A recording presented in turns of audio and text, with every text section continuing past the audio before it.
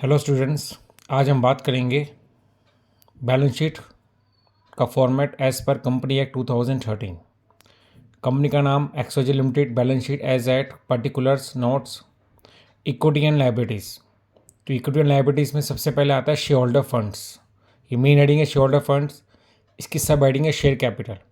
Share capital में सबसे पहले आता है ऑथराइज कैपिटल।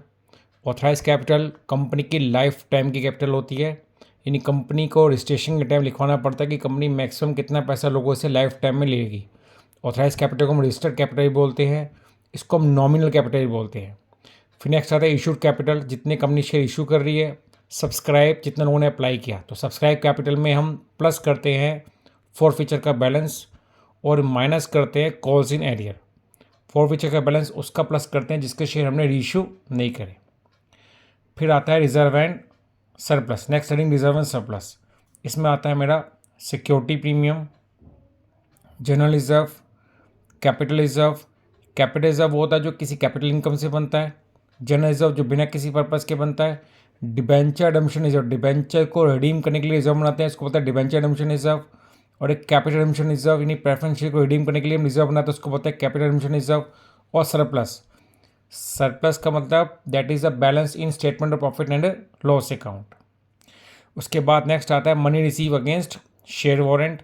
तो शेयर होल्डर फंड में मेन हेडिंग में 3 सब हेडिंग होगी, शेयर कैपिटल, रिजर्व सरप्लस और तीसरा है मेरा money receive against share warrant. फिर सेकंड नंबर पे हेडिंग आती है मेरी share application money pending on allotment. Next, उसके बाद थर्ड नंबर पे मेन हेडिंग है मेरी non current liability. Non current liability होती है, उसको मैं 1 साल के बाद पे करना है, आफ्टर 12 मंथ। इसमें सबसे पहले मेरी सब हेडिंग आएगी long term borrowing. Long term borrowing में क्या क्या आता है, डिबेंचर्स, पब्लिक डिपॉजिट, कोई लॉन्ग टर्म लोन ले रखा है बैंक से हमने, और मॉर्टगेज। मॉर्टगेज क्या होता है, कोई चीज़ गिरवी रख के लोन लेना। उसके बाद नेक्स्ट इसमें आता है डेफर्ड टैक्स लायबिलिटी। नेक्स्ट उसके बाद आता है other long term liability. Other long term liability में क्या क्या आएगा, premium on redemption on preference shares या डिबेंचर, यानी जब प्रेफरेंस शेयर रिडीम करेंगे जो उनको एक्स्ट्रा प्रीमियम देना है वो पेएबल जो है, employee provident fund payable, etcetera etcetera. फिर आता है long term provision. Long term provision यानी प्रोविज़न क्या होता है, किसी लायबिलिटी को हमें फ्यूचर में पे करना है बट लायबिलिटी अभी सर्टेन नहीं है तो हम उसके लिए प्रोविज़न बनाते हैं। लॉन्ग टर्म प्रोविज़न जो लायबिलिटी को हमको 12 महीने के बाद पे करना है बट वो सर्टेन नहीं है, कम ज़्यादा हो सकती है, तो लॉन्ग टर्म प्रोविज़न में आएगा। जैसे बेसिकली जाते इसमें आता है प्रोविज़न फॉर एम्प्लॉय बेनिफिट। जैसे एम्प्लॉय के बेनिफिट के लिए मैं आगे फ्यूचर में को ग्रेचुइटी देनी है फॉर एग्जांपल, तो इसके लिए मैं क्या बना रखा है, लॉन्ग टर्म प्रोविज़न या कोई और प्रोविज़न हो सकता है। उसके बाद नेक्स्ट हेडिंग आती है करंट लायबिलिटी। करंट लायबिलिटी होती है जिसको हमें 1 साल के अंदर विद इन 12 मंथ पे करना होता है। इसकी सबसे पहले सब हेडिंग है short term borrowing. Short term borrowing में आता है बैंक ओवरड्राफ्ट या कैश क्रेडिट। और फिर आता है शॉर्ट टर्म लोन्स। फिर नेक्स्ट आता है मेरा ट्रेड पेएबल। ट्रेड पेएबल में आता है क्रेडिटर्स एंड बिल पेएबल। ये नेक्स्ट सब हेडिंग है मेरी ट्रेड पेएबल, जिसमें क्रेडिटर्स और बिल पेएबल आते हैं। फिर नेक्स्ट सब हेडिंग है अदर करंट लायबिलिटी, जिसमें outstanding expenses, advance income, calls in advance, ये आउटस्टैंडिंग इंटरेस्ट ऑन डिबेंचर, ये वगैरह ये आते हैं। उसके बाद आता है शॉर्ट टर्म प्रोविजंस, जिसमें बेसिकली प्रोविज़न फॉर टैक्सेशन और प्रोविज़न फॉर एक्सपेंसेस वो आते हैं। फिर ये बैलेंस शीट का हमारा लायबिलिटी साइड का हिस्सा टोटल पूरा हो गया। टोटल करके यहाँ लिख देते हैं इसको। तो ये भी हमने देखा इक्विटी एंड लायबिलिटी की सब मेन हेडिंग्स। पहला शेयर होल्डर फंड, दूसरा share application money pending allotment, तीसरा नॉन करंट लायबिलिटी और चौथा था मेरा करंट लायबिलिटी। अब हम आते हैं एसेट की तरफ। एसेट्स में सबसे पहली मेन हेडिंग है नॉन करंट एसेट। उसकी सब हेडिंग है property, plant, equipment and intangible assets. Property, plant, equipment, इसका भी पहला पार्ट है प्रॉपर्टी, प्लांट एंड इक्विपमेंट, यानी इसमें टेंजिबल एसेट्स आएंगी जैसे plant and machinery, land building, furniture, premises, motor vehicles, equipments, fixers, ये सब इसके अंदर आते हैं बेटा। उसके बाद हम बात करते हैं, इसके बाद हम बात कर रहे हैं इंटेंजिबल एसेट्स। इंटेंजिबल एसेट जिसको we can't see, we can't touch, for example goodwill, trademark, computer software, patents, ठीक, ये सब इसके अंदर आता है। उसके बाद नेक्स्ट आता है property plant equipment and other intangible asset के अंदर नेक्स्ट आइटम है, इसको बोलते हैं कैपिटल वर्क इन प्रोग्रेस, यानी बिल्डिंग अभी कंस्ट्रक्शन हो रही है, मशीन अभी बन रही है, प्लांट अभी डेवलप हो रहा है। इंटेंजिबल एसेट अंडर डेवलपमेंट, यानी इंटेंजिबल एसेट जैसे पेटेंट्स के लिए भी आपने अप्लाई कर रखा है, उसका प्रोसेस चल रहा है। उसके बाद नेक्स्ट आता है non current investment. Next sub heading है नॉन करंट इन्वेस्टमेंट, यानी वो इन्वेस्टमेंट हमने जो लॉन्ग टर्म के लिए परचेज कर रखी है। जैसे कंपनी इन्वेस्ट करती है बिल्डिंग्स के अंदर, लैंड्स के अंदर, किसी शेयर्स के अंदर, जिसका फ़ायदा हमको लॉन्ग टर्म यानी 12 महीने के बाद होगा, उसको बोलते हैं नॉन करंट इन्वेस्टमेंट। नेक्स्ट है डेफर्ड टैक्स एसेट्स। फिर बोलते हैं हम लॉन्ग टर्म लोन एडवांस, यानी इसमें क्या होता है, जब कंपनी अपने से छोटी कंपनीज को, छोटी फर्मों को कुछ पैसा लॉन्ग टर्म के लिए एडवांस देती है, उसको बोलते हैं long term loans and advance. और फिर आता है अदर नॉन करंट एसेट। इसमें क्या आता है अदर नॉन करंट एसेट में, जैसे डिस्काउंट या लॉस ऑन इश्यू डिवेंचर अभी हमने राइट ऑफ नहीं किया, ये अंडर राइटिंग कमीशन भी राइट ऑफ नहीं करी, या कोई ऐसा डेफर्ड एक्सपेंस जो अभी तक हमने राइट ऑफ नहीं किया। अगर राइट ऑफ हमें 1 साल के बाद करना है तो वो अदर नॉन करंट एसेट में आएगा, अगर वो हमें 1 साल के अंदर करना है तो हम अदर करंट एसेट में लिख सकते हैं। क्लियर। फिर इसके बाद हम बात करते हैं करंट एसेट। करंट एसेट में पहला आता है करंट इन्वेस्टमेंट।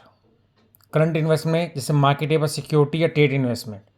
करंट इन्वेस्टमेंट वो होती है जो इन्वेस्टमेंट हम 12 महीने के अंदर करते हैं, जिसको हम एकदम कैश में कन्वर्ट कर सकते हैं, 12 महीने के अंदर सेल कर देते हैं उसको, ठीक, 12 मंथ के बीच में। Next inventories. इन्वेंट्रीज में आएगा लूज टूल्स, स्टॉक और raw material, work in progress, finish goods. Raw material मतलब कच्चा माल, वर्क इन प्रोग्रेस मतलब सेमी प्रिपेयर गुड्स, और फिनिश गुड्स मतलब prepare goods, and store and spare parts. फिर नेक्स्ट सब हेडिंग आती है ट्रेड रिसीवेबल। ट्रेड रिसीवेबल में आएगा बिल रिसीवेबल, डेटर्स, और उसमें से माइनस करते हैं प्रोविजन फॉर डाउटफुल डेब्ट्स। उसके बाद आता है मेरा cash and cash equivalent balance. इसमें cash in hand, cash at bank और चेक ड्राफ्ट्स आते हैं। और लास्ट में आता है मेरा short term loans and advances, यानी ये इसमें क्या है कि कंपनी ने अपने से छोटी कंपनी को कुछ पैसा एडवांस दिया हुआ है 12 महीने के लिए, 1 साल के अंदर उनको वापसी करना है। अगर लॉन्ग टर्म के लिए दिया हुआ है तो long term loan advance, short term के लिए दिया हुआ है तो short term loan advance. Clear. आगे फिर यहाँ पर आएगा other current asset. Other current asset में जैसे प्रीपेड एक्सपेंसेस, एक्रूड इनकम, यानी income due but not received, advance tax. फिर हम इसके टोटल करते हैं। तो आपने क्या देखा इसके अंदर, एसेट साइड में 2 मेन हेडिंग है। पहली हेडिंग नॉन करंट एसेट, दूसरी करंट एसेट। फिर नॉन करंट एसेट की सब हेडिंग कौन सी थी, property plant and equipment and intangible assets. दूसरा नॉन करंट इन्वेस्टमेंट। तीसरा आपका capital work in progress, and उसके बाद आपका long term loan advance, other non current asset. और करंट एसेट की हेडिंग थी current investment, inventories, trade receivable, cash and cash equivalent, short term loan advance और other current assets. फिर balance sheet के foot note में आते हैं contingent liability. Contingent liability मतलब पॉसिबल लायबिलिटी, जो किसी इवेंट पे बेस्ड होगी, वो इवेंट होगा तो पे करना पड़ेगा, नहीं होगा तो नहीं पे करना पड़ेगा। इसमें पहला propose dividend, because propose dividend depend करता है शेयर होल्डर्स और कंपनी के डायरेक्टर की मीटिंग पर।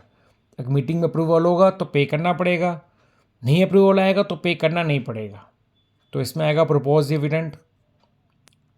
लीगल कंटीजेंट लायबिलिटी, कोई केस चल रहा है कंपनी के ऊपर, अगर कंपनी केस आएगी तो कंपनी को पे करना पड़ेगा। वारंटी कंटीजेंट लायबिलिटी, कंपनी ने वारंटीज रखी है किसी अपने प्रोडक्ट पर, उसका क्लेम आ सकता है। और contingent liability due to the guarantee, या गारंटीज रखी है। क्लियर। तो ये बैलेंस शीट का फॉर्मेट है जो एग्जाम में आता है। एक एग्जाम्पल लेके समझते हैं इसको।